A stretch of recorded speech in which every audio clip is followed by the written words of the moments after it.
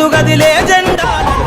నిన్న cabinet meeting ఏర్పాటు చేసుకొని ఇదే నిరుద్యోగుల కోసం, ఇదే యువకుల కోసం ఎక్కడ కూడా స్పందించలేదు.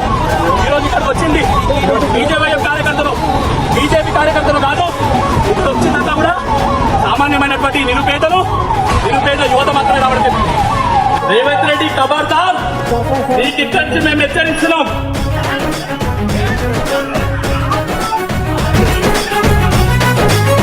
వ్యతిరేకంగా బీజేపీ